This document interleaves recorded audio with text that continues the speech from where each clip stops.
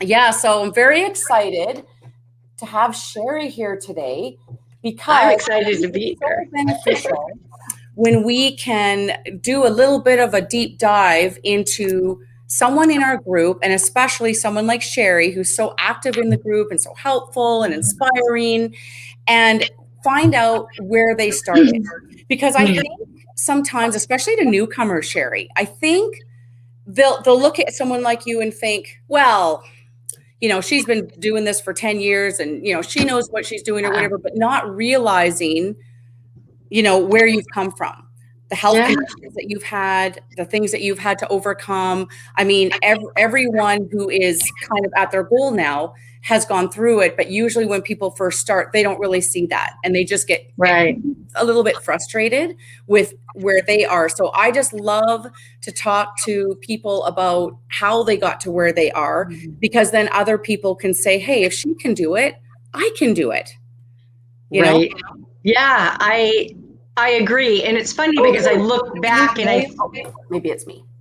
And I think, you got me? Yeah, I gotcha. Sorry. And I think it's been 2 years and 3 months, but I feel like it's been longer than that.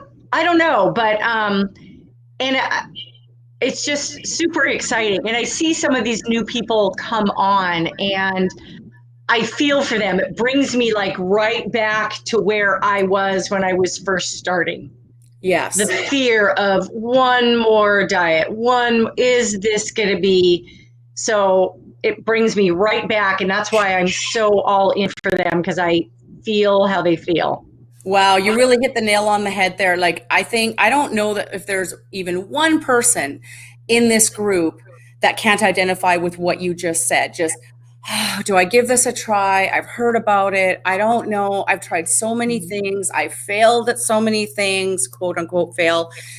You know what? And it's so hard. And so when they can hear success stories like this, and you are a huge success story, it gives them motivation. To really try this. Yeah, and I'm sure we'll get into that later, but I did not start this for weight loss reasons. Right. So. Well, let's just, you know what? I'm just going to say, Deborah says hello. I'm just saying hi to a couple people that are coming on here, and I'll do it as people come on. But let's start with that. So like I was saying, most of you that are watching know Shari from our Intentionally Bare Keto support group. And she's been in there for how many years? Like probably 2 years? Yeah. For sure. Yeah. And she's a huge support to people in the group. So inspiring, so motivational, always post great recipes, rah, come on, you guys, you can do it. So most people know Shari that way. But what you may not know is that Shari, first of all, she's been a nurse for 31 years. So that's kind of an interesting path right there, because that can be kind of counterintuitive to what you're doing now, right? But I'm only 40, so how's that possible? Yeah, how is that possible? I started when I was 9. Yeah, exactly. You're an early bloomer. But before Shari started keto, she really was plagued with some pretty serious health problems. So I'm going to list a few of them here, and then Shari might want to talk about some other ones. But high blood pressure, angioedema, lupus, and she had 50 pounds of extra weight. So like Shari was just saying, she didn't start off with it so much about the weight. It was the health conditions. So maybe, Shari, you could tell us a little bit about your health conditions that you had and how it felt at the time when you had these conditions. Okay, so it's funny because when I look back now, I was probably having symptoms of high blood pressure for years and kind of ignored it. Take my blood pressure at the hospital, I get one high one, then I'd get a semi-low one, kind of ignored it. So I did that for a while. But then I started having hives everywhere, but mostly like along, and I guess this is specific to partly lupus, partly the angioedema, where like along bra straps, underwear lines, socks, where things touch you. But they were really big hives. And then I started getting the angioedema portion, which that took me at least 3 to 4 months to figure out before I even went to a specialist. I would be sitting there and my bottom lip would swell 3 times the size. Wow. And I was at a restaurant and I'm like, am I allergic to my lip gloss? I didn't eat yet. Then one day, eyes swollen shut. I think you've seen those pictures. I'm not talking just normal swelling, like eyelids hanging over my eyelashes swollen. Yeah. So I went to my eye doctor and we thought I was allergic to my contacts. So I could go on and on about how long it finally took me to get to an immunologist. And he drew my labs. Yeah. And it came up high markers for lupus. So I can't say, he just said really high markers for lupus, high CRP, which is inflammation. Right. Yeah. And like whatever. But anyway, so when he told me about it, he said, there's nothing that precipitates this. Like I didn't know when my lip was going to swell or when my eye was going to swell. He goes, but if it happens in your throat, you could die. Oh my God. And even an EpiPen won't help you. Sorry, it's a little bit scary. So then I learned about EpiPens, and little did I know, you can't just use an EpiPen and go about your way if it happens. You have to go to the ER because you can have rebound. So anyway, so I carried the EpiPen with me for a while, let's just say. But anyway, after that doctor's appointment, I literally asked him, what can I do? Is there anything I can do diet-wise, health-wise? And I had heard about gluten-free. Should I be gluten-free? And he goes, whatever. My wife thinks that gluten-free helps. He literally gave zero offer when I even asked, is there a lifestyle change? Is there food I can eliminate? And he handed me 2 prescriptions and boxes of free prescriptions and said, start taking these, get your EpiPen, and come back and see me in 2 or 3 months. So he's basically saying that there was nothing you could do to heal it, that the best you could do would be to mask it and control it. He did. And that was one of a known physician that people love.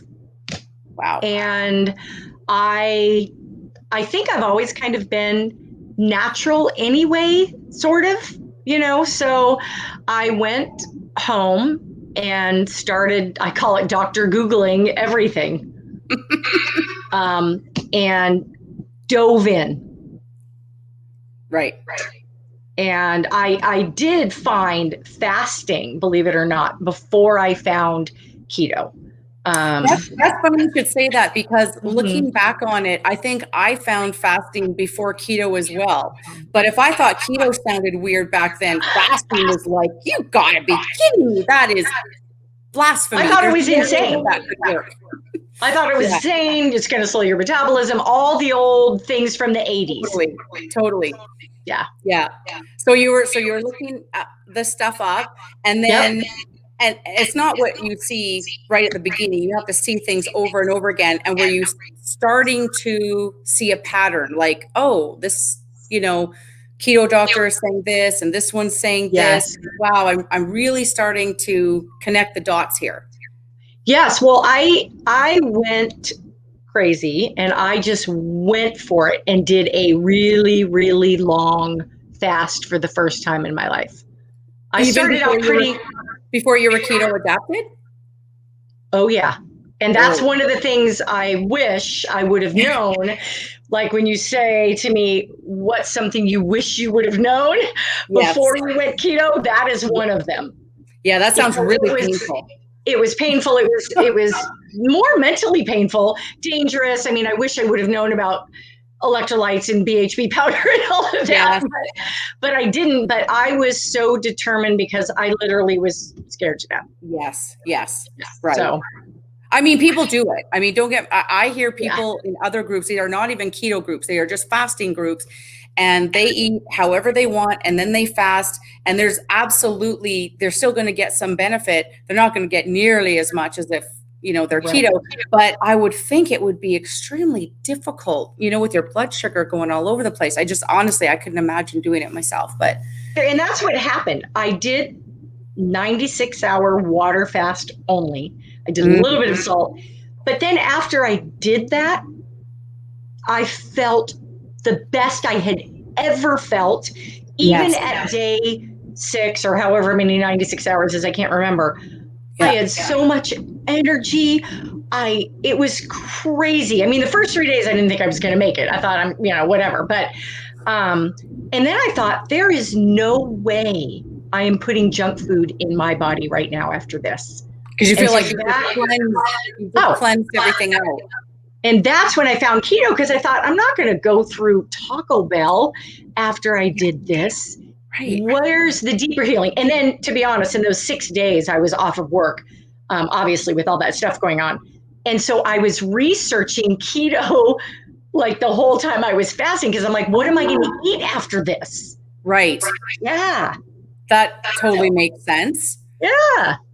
And then that's how you segued into keto. So you would you were doing keto, and then you would fast, and you would just kind of incorporate that. And how long did it take for you to, like, in what order did you see your health conditions improving? Like, what did you start to notice? Well, one thing I noticed immediately, and to this day, it's been 2 years, like I said, in 2 to 3 months, I never had another autoimmune flare-up again. Not one hive, not one rash, and full body rashes, like full body everywhere. Never one swelling. I don't even carry my EpiPens anymore because I don't think it's necessary. But I did get the one test. It was some IG marker that said that my EpiPen would work. So that made me feel better after I got those lab tests back. But at the 2.5 mark, I went back to the doctors. 35, almost 40 pounds down at 2.5. All my labs were normal. My blood pressure was down to 116 over 70 compared to 150 over 90. And again, he didn't say anything. He didn't notice. All your labs are normal. I said, well, yeah, he didn't care. I said, I haven't had an outbreak since. I never took the medication that you gave me. I lost this much weight. I've never had another flare-up. He could not have been less interested. Oh my God. And that shocked me. Yeah. And that's what I think allowed me to dive into keto despite the naysayers and despite the people who say, hey, I've heard that's not healthy, just because they don't have the knowledge yet. Because even so many physicians don't know about it. Right. So you think they would, even if they didn't know about it, you would think it would be enough for him to say, wait a minute, what did you do? I mean, just the fact that you could turn things around so quickly and you didn't even take the medications, you, at the very least, you think you would have an interest. And that makes me very, very sad. Yeah. Literally, I don't even know what to say. Yeah, it is really. And in the line of work that you're in, do you find like this is pretty common? Extremely. Mainstream medical versus extremely natural? Because when I went back to work after 3 months and I had lost all that weight, people didn't recognize me. All the physicians, all the nurses, oh my God, what did you do? Keto and fasting. I got shut down by every single person. Right. I literally maybe a handful of people. You know what? I'm no word of a lie, because I have also been there. If you had said, well, I took this diet pill, or I ate this crazy weird, other kind of diet that has junky stuff in it, or I followed a plan and ate out of the packages or whatever, they would have been all over it. They would have asked for every detail. Where can I buy it? Where can I buy it? They Yep. would I have. did Jenny Craig or all, whatever. Yep. Yep. I Yep. agree. I had one That doctor is, tell me you have to eat a banana every day. It's terrible for you if you don't. I'm like, okay, well, I never really ate bananas anyway, but that's okay. Yeah, that was really, really hard for me. mhm. I even had friends that asked me not to talk about it in front of them. Because they're now what? Offended by No, your because it's newfound. so unhealthy. Ah, Just right. but again, that's nursing knowledge from 30 years ago. Mhm, It's that old school stuff about mhm. the era of low fat, low fat, low fat. I think when people think of keto, and this will take us somewhere else, they think of really dirty, bad, I just eat bacon all day. Yeah, Right. So they don't really right. know the definition of keto or what it really means and how many different ways there are to do it. Exactly. That's a Yeah. really good point. There are so many different ways to do it. And that was another question I was going to ask you, that since we're talking about health conditions and overcoming health conditions, do you feel that keto, okay, let's talk about keto and low carb, keto versus low carb. Do you Okay. feel that there's a difference? If you're really struggling to try to get over health condition, do you think there's a difference between keto and low carb? Of course I do.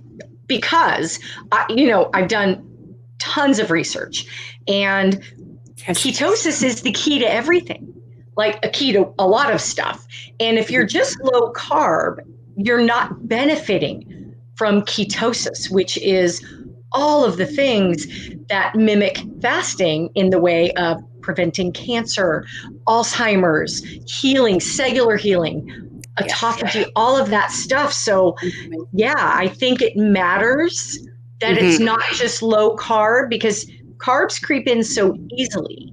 Yes, You can be doing low carb, but you're still never getting into ketosis. And that's where the healing begins.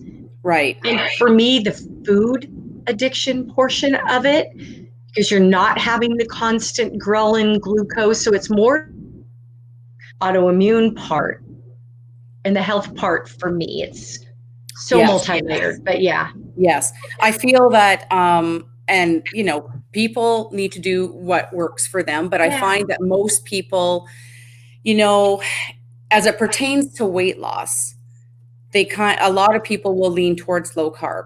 And I guess if well, I will still say that keto is better for weight loss, but I'm just saying if they're trying to be as generous with themselves as possible as far as carb goes, ingredients goes, then they might lean towards low carb, never fully realizing the benefits of a true Mhm. ketogenic diet. And that's the part that I think a lot of people miss out on by not actually doing it, Right. all the way. Yeah, and then too, when you do low carb, you can still be having those glucose spikes in the insulin spikes. Mm-hmm. Oh, So Cora, that you're breaking brings, up a little bit. um, Yeah. yeah, not to mention the healing factors and the brain function and the clarity that comes with ketosis Yeah, absolutely. and the And true then, visceral fat burning. oh yeah, Where you may stay the same weight for a while, but you lose inches, which happened to me so many times. That doesn't help. That doesn't happen on any other diet. no, I don't think. I don't think so either. I Yeah. also think that when you're mainly low carb, it sort of reminds me of the, calories in, calories out kind of thing. More so, you're just not getting the extra benefits that you Right. get when you're actually in ketosis. And not saying you have to be in ketosis All constantly the time. 24 hours a day, but like popping in and out, right? Becoming metabolically flexible so that your Right. body is able to go in and out. I think it's really important. The other thing I was going to ask you too is, how do you feel? And again, we'll talk more about from a health um, condition perspective more Okay. than weight loss. But if you're dealing with health conditions, the difference between clean keto and dirty keto, do you think it makes a difference? I don't only think it makes a difference. I know it makes a difference. I I, I know it makes a difference. Okay. And this is not to judge anyone who finds, and you know this, who Yeah. finds dirty keto works for them. Can it work for weight loss? Absolutely. But again, we're talking about optimal health. We're talking about healing disease, healing autoimmune, healing all of those things. And we know with metabolic dysfunction or diseases for the most part, it's inflammation is the biggest driver of everything. Inflammation, hormones, and you can't, in my opinion, get clean, get those levels that I had high, the CRP, the other inflammatory levels, get them down if you're eating canola oil, vegetable oil, sucralose that's bad for your gut, that's bad for your brain. You're eating on a regular, going to Burger King and I'll just take the bun off and think that meat is okay. Or I just am a big believer in cleaner keto. However, once in a while, if a Mission low carb tortilla is going to save you, like it has me on occasion, from totally taking the dive and slipping back for months into a really unhealthy diet, then go for it. Oh yeah. Like I will never say that I am perfect by any stretch of the imagination. And I know you won't say it either. I mean, do I have DQ once in a while when the craving hits or whatever? I mean, I am fully honest in our keto confessions. Absolutely. Yes. But just, I do think the 80-20 rule kind of works here. And that's kind of how I live my life too. It's like, well, probably more like 90-10, but whatever. But, just with the clean ingredients and I don't want to put those chemicals in my body just so that I have to get rid of them again. And it just makes everything harder, whether it comes to weight loss, health issues, or whatever. It's just like, it's crap your body has to get rid of in some way. Yeah. And, but especially like in conditions like yours, especially autoimmune, problems like that, I think it's critical. If we're just talking about weight loss, you can get away with more. But if you're dealing with health conditions, I think it really is important to be as clean as possible. I agree. I just read so much stuff about it and the inflammation and the toxicity and things like canola oil, what they were designed for. They were never meant for human consumption. So, yeah. I mean, and that's the thing is like, it's stuff that you can't really see. And if we only live our lives by macros, I think we're missing a big point, right? Because lots of things look good according to the macros, It sort of reminds me of my Weight Watchers days where it'd be like, ooh, what can I get for 0 points? Or what can I get for 1 point? And it would be crap. But you felt like you were getting a free pass, and you can do the same thing with keto. You can kind of, I think you can dirty keto your way into stalling weight loss and definitely having a hard time overcoming your health conditions. That's for sure. That was a great way to say it. You can dirty keto your way into a stall because absolutely. And that's a thing to look at when you're stalling. Switch it up a little bit. Try some clean keto. See if it makes you feel better. Yeah. And just the inflammation, and it matters. It helped me. I'm telling you, I don't know if anybody, I'm hoping I hear a lot more successes of people who went really clean in 2.5 months, got all their labs back to normal, feeling the best they've ever felt in their life, and never had another flare up for 2.5 years. And it's, I don't know what to say except all hail to the keto and to people like you. And boy, did I wish there was a group like this when I had started, because I did it all alone. I did it alone, and then I got banned from talking about it because so many people thought it was not okay. So then I really felt alone, and I think that's when I found you. Wow. Well, I mean, that's what's so great. I can cry. People are lucky if they're starting and they're here now, and they have you and your support and your knowledge and a community. Because it's so important. And it's a community that I can truly say feels like family. Thank you. Huge. But I think everybody feels that way with you. It just feels that way. Yeah. Well, I really appreciate that. And I think it's just so, I know that I've heard from quite a few people, and they'll say kind of what you were saying, like they don't have anyone supportive in their life, possibly not even their spouse. They may not have anyone in their life that, like you, they can't even talk about it. It's almost like they're being really judged if they even talk about it. So that's what's so great about having a group like this. And also, I just want to mention, Shari also has her own support group. I just want to make sure I'm saying it. Inspiring Keto by Shari. So if you guys aren't in her group, you should definitely join. And I will put the link in once we get off here, so you guys will have the direct link. Shari's group is awesome. It's totally supportive and non-judgmental, and Shari gives such great advice. What I love about your group and what I love about you, Shari, is because you take a lot of things, you do a lot of research. Like I do a lot of research too, but I'm not a nurse. I'm not a nurse. I don't have that way of saying things, and you really have a way of explaining things so people really understand. And that's what I really love. And you bring the science. You bring the science and you'll say, okay, well, this guy talks about this and this is why this is important and that kind of a stuff. And I really love how you explain things. I've learned a lot. Oh, good. I love it. Thank you so much. It's been fun. And that was another outlet for me to start that, where I could feel free. And I do have to say, a lot of my friends in the beginning, they've come around. My girl, Kim, who I don't know if she's watching now, but she was right on board with me as soon as she saw my weight loss. And a lot of my coworkers at the hospital, and I think at the hospital that I work at now and on my unit, it's almost over 1,200 pounds of weight loss total when I got everybody interested, because I came back, I looked like a different person. So after a while, they came around. Other people came around first. Yeah, it's kind of how it is. Yeah. Yes, that's it. That is usually how it is. Actually, I've had a few people in my life as well, and they either didn't say much or they kind of, and then over time, it's like, so, you know what? And then now we're talking about it. And let's face it, it is, after 3 years or whatever, a lot has changed out in the world.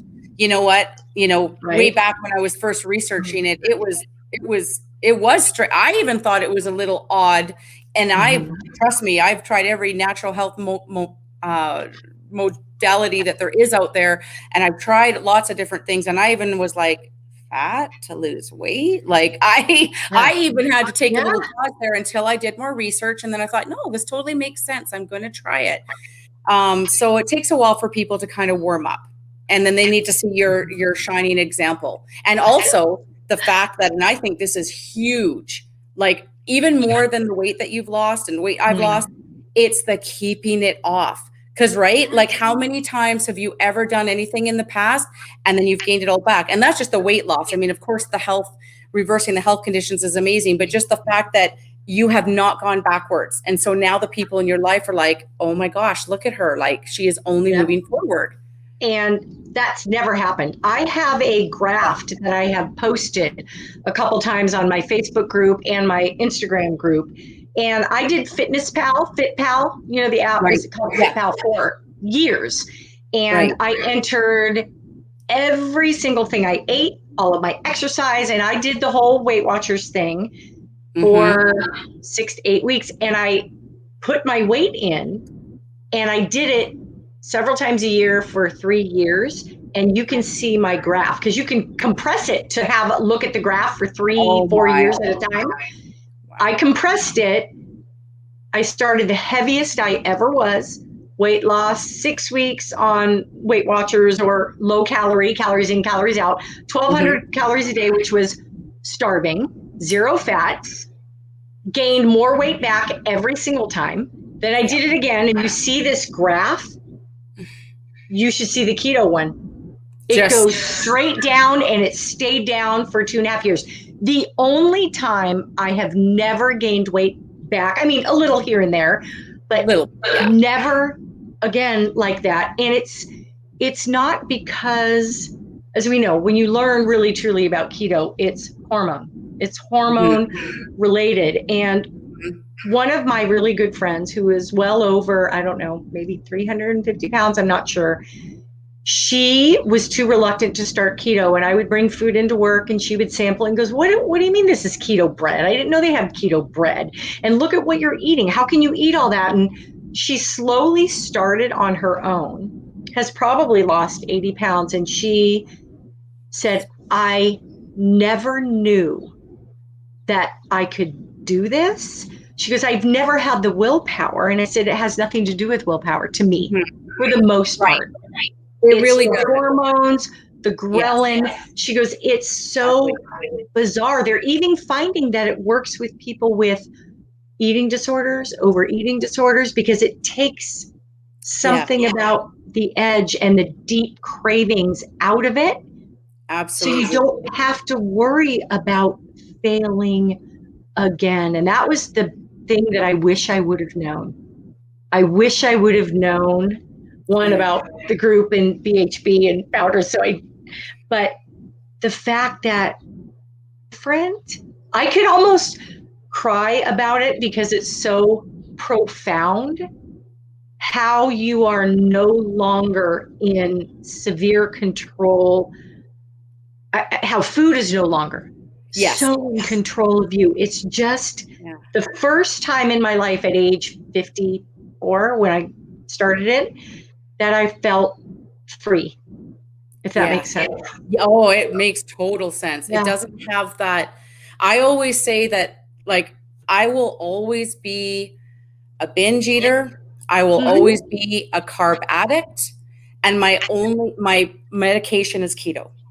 My medication is keto and fasting, because as soon as I go off that, and I do, like, I mean, come on, we all live our lives and vacations and whatever. But as soon as I do, it's like, it's back. It's back. It will never kind of be that. I have to be keto and fasting in order to not have those feelings. And then I don't need motivation. I don't need, like, it's just so natural. Like, for, I'll give you an example. This weekend, I love how you described that keto and fasting were your medication. I like, well, especially the way we lean on medication nowadays, but yes, because it is so different. Weight Watchers, you're so starving, or low calorie, you're so starving. I would starve constantly.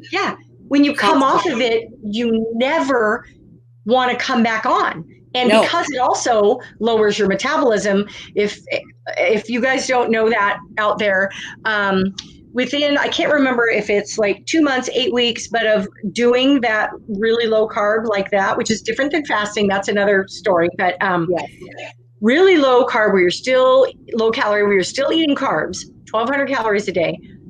After a certain period of time, within 6 to 8 weeks, it lowers your metabolism by up to 30%.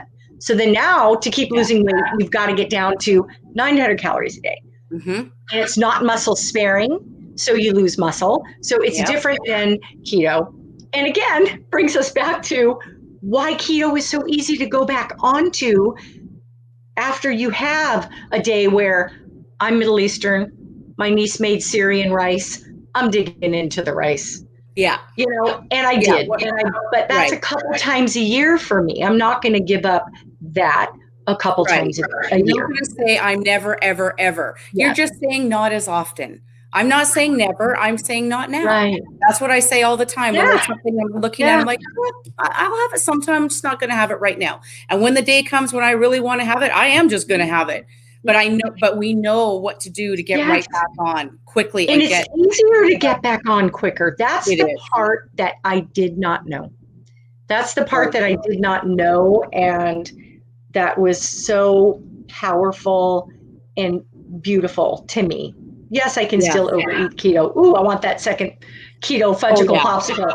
But it's still different. It's still different. Yeah. That's kind of like I do that too. I mean, there's many times where I have, calories still matter somewhat. And there's definite days where I'm just feeling like I need to eat more, maybe in my cycle or whatever's going on. But when I keep it clean keto, you know what? I'm not doing nearly as much damage. I treat myself and say, okay, well, I had lots today. I definitely didn't lose today. Maybe I even gained a little bit, but it certainly is nothing compared to if I was, not doing keto. And then when I flip to go right back onto it again, it's effortless. Like it's just effortless. Yeah. It's like it never happened really.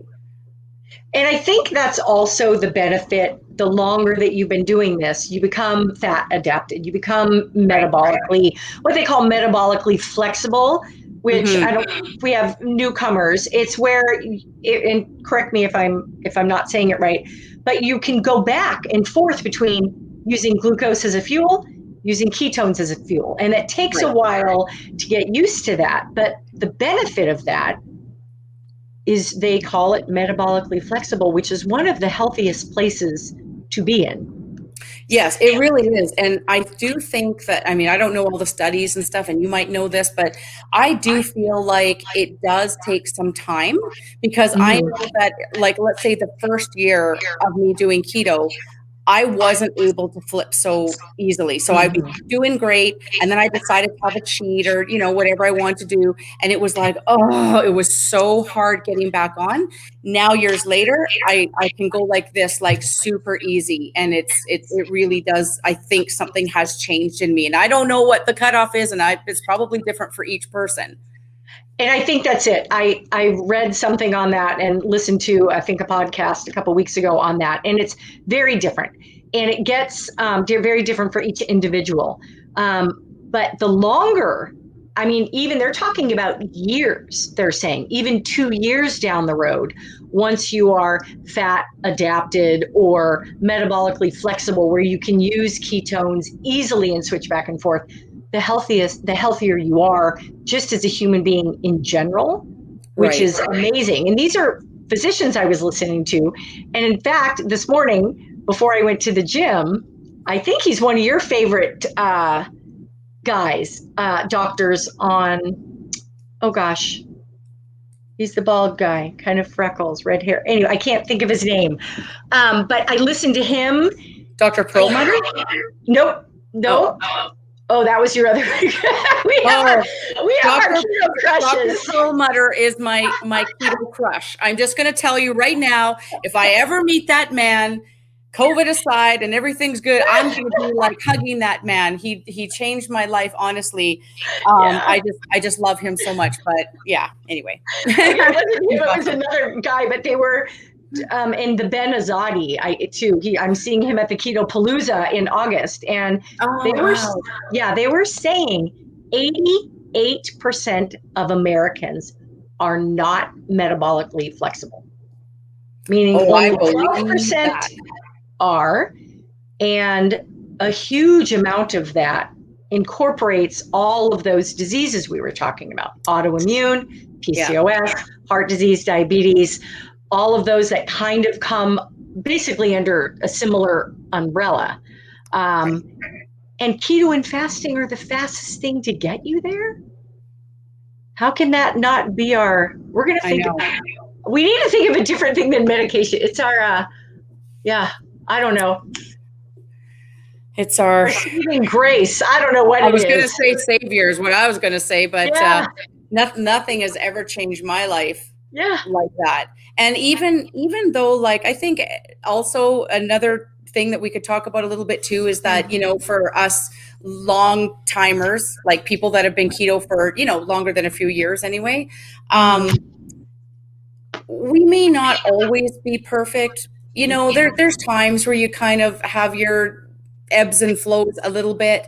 But it really always comes down to, it is your lifestyle. Like it is your lifestyle, even if you have a few backsies or whatever, and the health benefits are still always there. This last year, and I'm sure a lot of people can relate, has been a very, very stressful year. And I did find myself, I sort of overate keto. So I felt like there were times that were very stressful, and I just mentally didn't quite have what I had the year before, where I could just, okay, that's it. I'm doing tons of fasting and I'm tracking all my macros. And this year was more about, I want to eat healthy.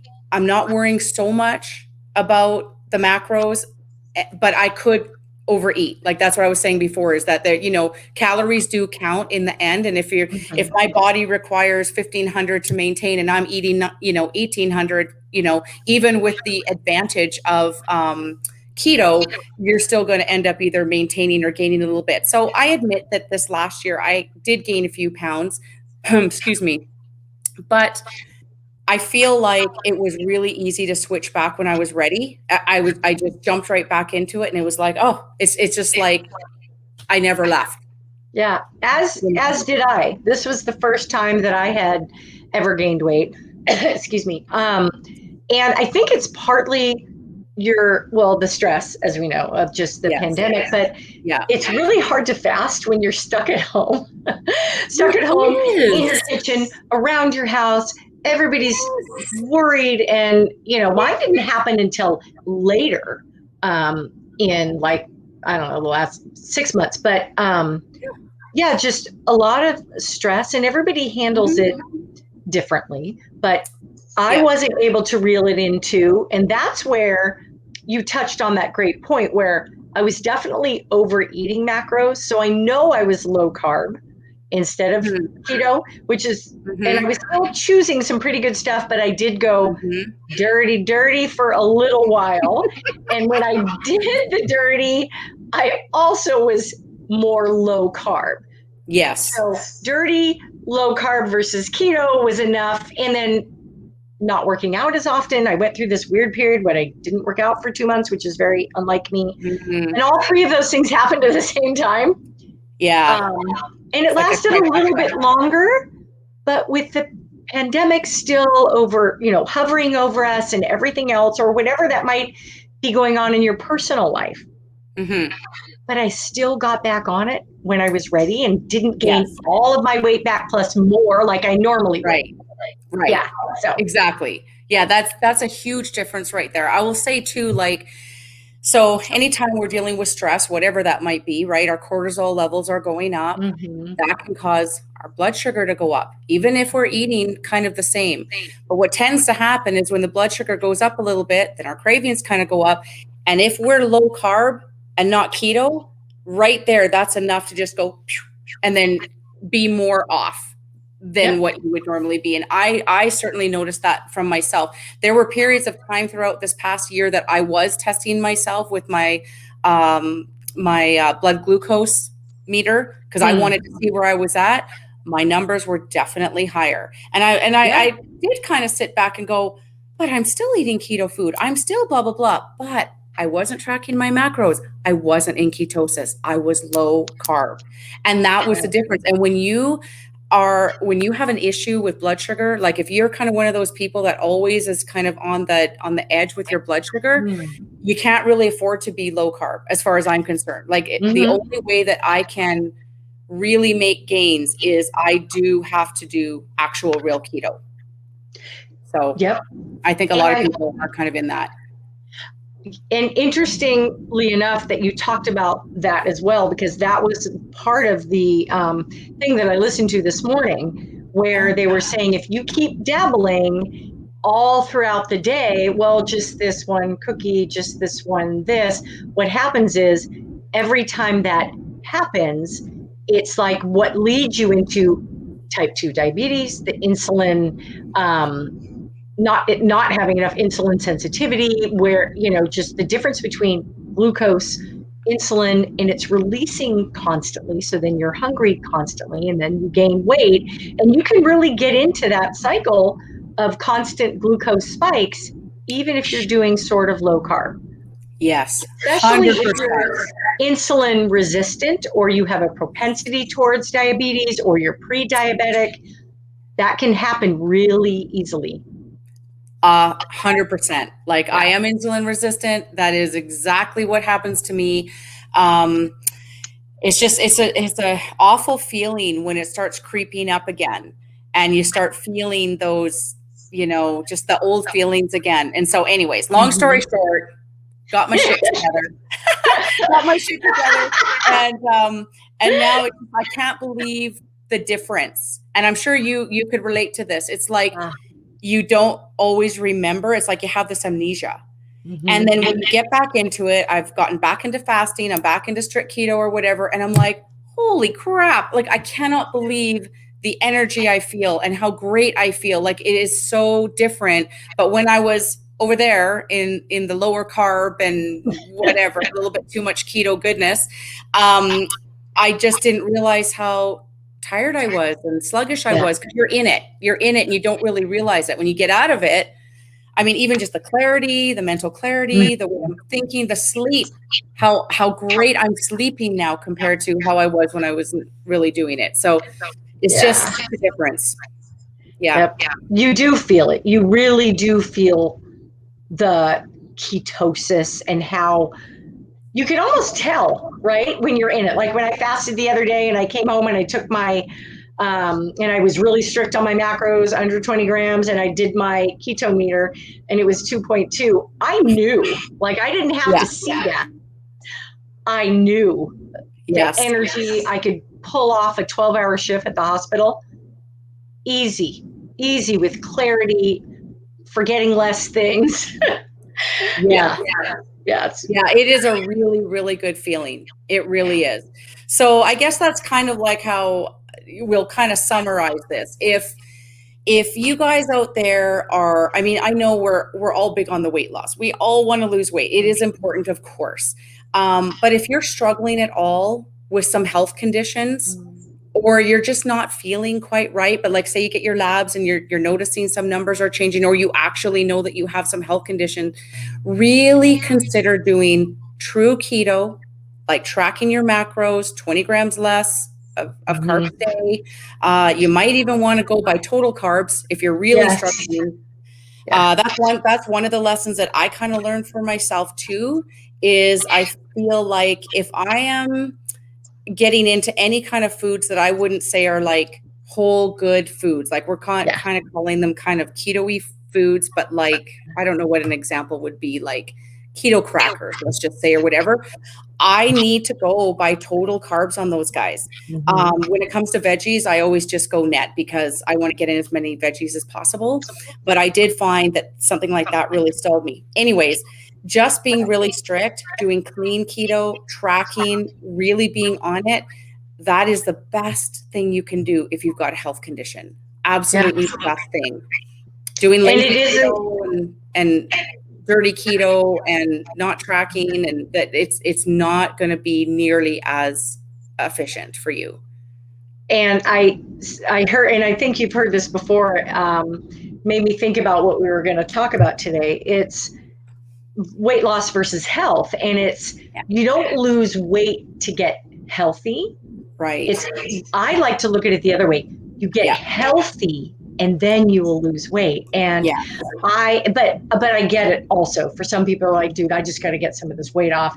I've got 100 pounds to lose. I'm sorry. Right. And that's fine too. They will happen simultaneously. But then you have to keep remembering it isn't only just about the weight loss, because we said you can lose weight, but still be eating really, really unhealthily. So kind of all of it. And then guess what? Your energy, your confidence, I feel your joy, your ability to enjoy life is better, at least for me, because, and it wasn't just the weight loss. I really believe it's keto. It's the fact that it's not inflammatory. You feel better. Your joints don't hurt as much. So all of that, anti-aging, people tell me I look younger now than I did 15 years ago. That's keto. That's collagen. Keto and fasting. It is the best Botox you could ever have. I'll sprinkle some of that shit around here too. I'll do all of it. Can I do all of it?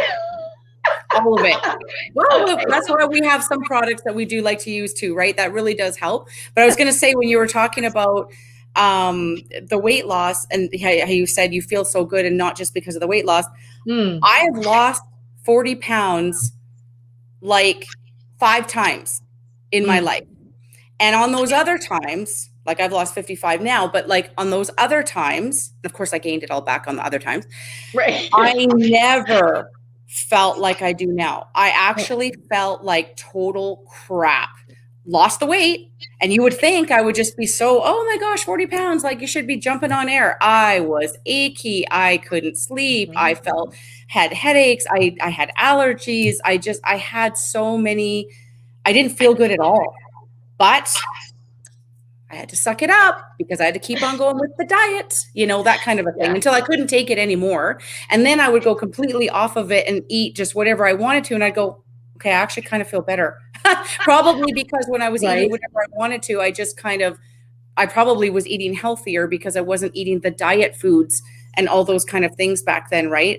Back in those days, I was eating stuff with, artificial ingredients and sugar and stuff. And everything. I was a 2, Diet Coker a day. Like I was addicted to Diet Coke. I couldn't not have my Diet Coke.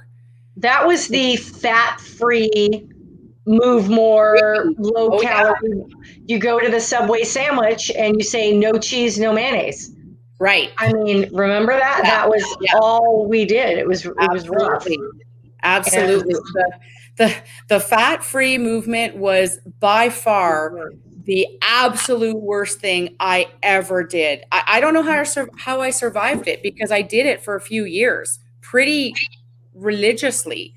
I don't know how. Nobody survived it. That's when they flipped the food pyramid. And when they flipped the food pyramid to 6 grains a day, what skyrocketed? Obesity, diabetes, heart disease, Alzheimer. Yes. Ever since they flipped it to have more grain, to have more processed foods, and they cut the fat low, which is a small part of the pyramid, every single disease skyrocketed. And if that isn't proof, no wonder we couldn't do it. No wonder we couldn't do it. No kidding. I can't wait until on the top.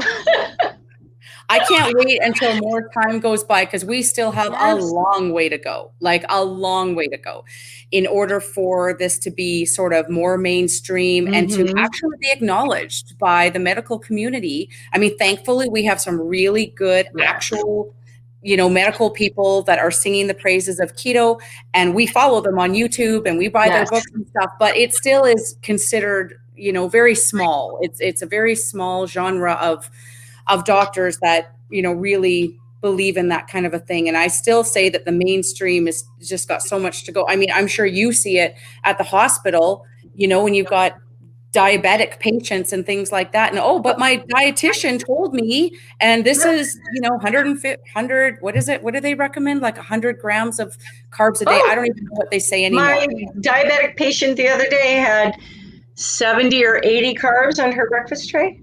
And that's the diabetic tray. That's her and then I end up having to cover them with insulin all day. And it's like, can you please just don't eat the cereal and the bread and the banana and the toast, and maybe stick with the egg and the bacon, and then I don't have to draw up more insulin all day. That'd be nice. Yeah. I mean, different for type 1. That's different. But but even some of them are moving in a little bit of a different direction, but carefully. But and I can't wait till that happens. And I don't know why the reason. In fact, I asked somebody a question today on one of the podcast things that I was on. Is that cognitive dissonance? Is it really because they don't know? Is it really the push for prescriptions and the money? I don't really know what it is. It's kind of scary. I hate to think that that's the case. Or was it like my allergist, who simply said, had zero interest? They're so busy that they don't have interest? Or am I the only patient that they've ever seen that came back and eliminated their autoimmune disease with diet, so they didn't believe me? I don't know, but I would love to dig into that. Except it makes me angry. We could have a whole other talk on that. My whole experience in the natural hormone space, and I did go back to my specialist, and I did tell him what I did and how I reversed everything, and he was like, "Well, it's just snake oil. I think it's all in your head." He did not want to hear anything I had to say, even though I completely reversed my issues naturally, but he didn't want to hear it. So isn't that's cognitive dissonance? That's your ego. Sorry, that's your ego getting in the way, but whatever. Right. Well, but we'll hope for overtime. So so we'll end this with, you were talking about a keto conference in August. What was the name of that again? It's called Keto Palooza. Right. And is it actually in person or is it online? Yes, it's in person. They're opening up because I think June 15th is when they're allowed to demask, and it's outdoors. The majority of it is outdoors. I will be at the Keto Primo booth with my girls, helping them out, and then going in to see a few of the speakers. But well, maybe I should be there. If you do, I would love to. Okay, number one, our border isn't even open yet. Number two, even if it is, we have some stuff planned in the fall, and I just don't think I can get away. But in the future, I am definitely going to be looking ahead to see, and I definitely want to go anywhere where you're going. But I was going to say that when you're there, and I'm sure you're probably going to do like little video clips or something like that for in your keto group, maybe you could also put it in ours, and we can get a little taste of what these kind of conferences are like, because I don't know if anybody here has been to a keto conference. I have been to 2 in Canada, and they're just, it's, you know what it is? You're with your peeps. Yes. You're with your, it's like being in this group, which is so supportive, but it's even more. And you're just like, you're giddy. You're just giddy listening to all the information. And it's just, it's so empowering. And it just gives you, more information for yourself. Of course, you learn a lot, but it also cements, we are doing the right thing. We are doing the healthiest thing. And so these conferences are awesome. I don't know if they offer a virtual well, I'll go live. I'll go live for a little while on my Facebook, and I don't know how we can share that, but how fun. Yeah. And actually, we'll talk about it, but there should be a way that you could share in your group and my group. I'm the only one that shuts off anyone that does a Facebook Live. So you should be able to go on there and do that. And it would just be nice to kind of hear little things. Super fun. It could be our what do you call it? Remote reporter or whatever, reporter on the Keto newscaster. Yeah, there you go. The keto news is sharing. But God, let's start that station. I want to do that. Yeah. I think it would be awesome. Keto. In the future, I would love to come, and we'll put it out there to as many people, and then we can, get together and stuff. I think it would be super awesome. But if anybody, where is it in San Diego? It's in San Diego, in Point Loma, down by the water. How beautiful. Yeah. But you know the one also that we are going to next year, no matter what. And I hope it's in Santa Barbara. It was canceled this year because of the pandemic. The Metabolic Summit. The Metabolic Health Summit. That was the 100th anniversary that was supposed to be this year. The 100th anniversary, if you all don't know and you're new to keto, it's been around for 100 years. Yeah. So it's not a fad, FYI. No, not at all. When is the next one? Do you know? Well, it was supposed to be in May or April. Maybe May. So next year probably is when they'll do it, because it'll take that long to get all those speakers again. And you know what? They had one of my favorite speakers. He's from Canada, a doctor, gorgeous. I think it's a Middle Eastern name. I don't know. I'm going to find him for you. He's from Canada. He's Canadian, and he's amazing. Wow. He got the longest standing ovation at the summit of anybody there. Like 10 minutes. I don't think people stopped clapping. Okay, you're definitely going to have to tell me later, and I will put the name in here after so everybody can look him up or whatever. I'll think of it. It starts with an M, I think. Anyway, I'll look it up. Okay. Awesome. Well, I will definitely be at that one in the future. I 100%, if I can only go to one a year, that is the one that I'm going to go to. I've just heard such good things. Yeah. I say we get a whole table of intentionally bare folks. Wow. How fun would that be? Folks, and let's have a table and blow that place up. I'm down. Oh my gosh. Wouldn't that be so fun? A big group. And if anybody, yes. And if anybody wants to come, they live close to San Diego. Yeah. Come on down and come by Keto Primo booth and say hi to me. It'll be so fun. Yes, absolutely. Oh, that sounds great. Oh, Kim said when we were talking about you doing your live broadcast, she says, I thought she said, I'll be sure to report your post often as a joke, but she said, I'll be sure not to report your post then. People are very helpful in the group when they see things that shouldn't be there, they report it. And I'm very thankful. My goodness. Yeah. Yeah, that'd be so good. Well, anyway, Shari, thank you Ah, so much. Thank you, thank you, thank you. It was thank just so great you. to hear because I know that there are people watching that have Mm, health conditions, and it yeah. may seem like they're unsurmountable. And they very well might be on medications. And I just want to say that for the record, we are not saying not to be on your medications, but Correct.